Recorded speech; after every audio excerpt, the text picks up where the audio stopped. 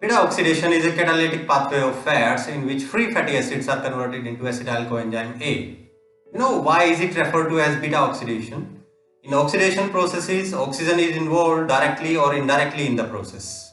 Since the beta carbon of the fatty acids undergo oxidation to carbonyl group, it is known as the beta oxidation.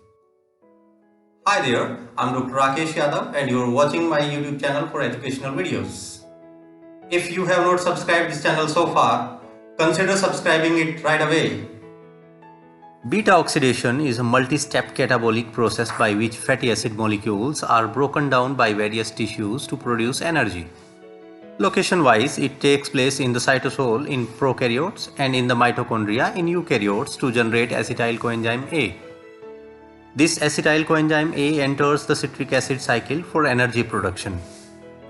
Free fatty acid and water molecules are the main substrates of beta oxidation process, whereas acetyl coenzyme A, reduced NAD, and reduced FAD are the products for every removal of 2-carbon group from the fatty acid chain.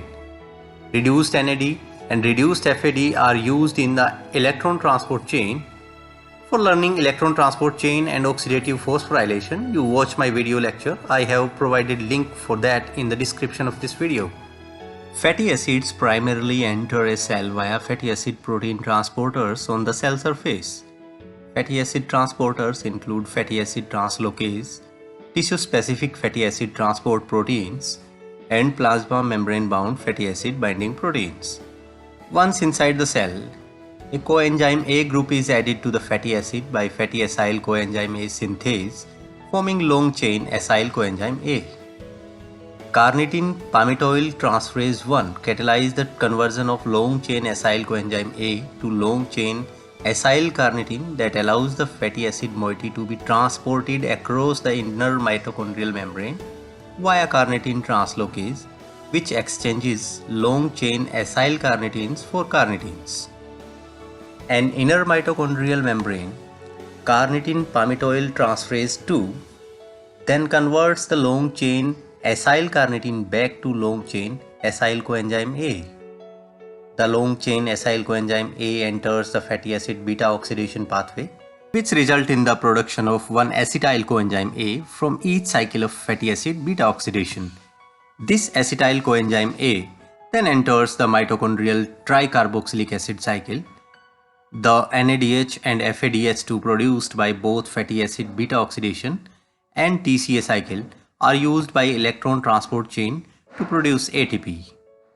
Inside the mitochondria, the fatty acid undergoes a series of oxidation and hydration reactions, which result in the removal of a 2-carbon group in the form of acetyl coenzyme A from the fatty acid chain, as well as the formation of one NADH and one FADH2, which enters the electron transport chain to form 5 ATPs. The acetyl coenzyme A formed will enter the citric acid cycle and then the electron transport chain, leading to the formation of another 12 ATPs. The cycle continues, with each turn of the cycle removing another 2-carbon group until the formerly long-chain fatty acid has been reduced to acetyl coenzyme A or propionyl coenzyme A. Propionyl coenzyme A can be converted to succinyl coenzyme A through 3 enzymatic events, which require biotin and vitamin B12 as cofactors. And then succinyl coenzyme A can enter the citric acid cycle. Main pathway steps of beta oxidation.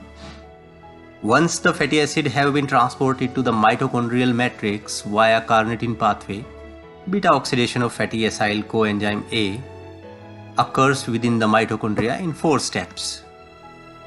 In first step, fatty acyl coenzyme A is acted upon by an enzyme acyl coenzyme A dehydrogenase, which is FAD dependent. Fatty acyl coenzyme A undergoes dehydrogenation and form a trans double bond at the alpha and beta carbon to form trans delta 2 enoyl coenzyme A.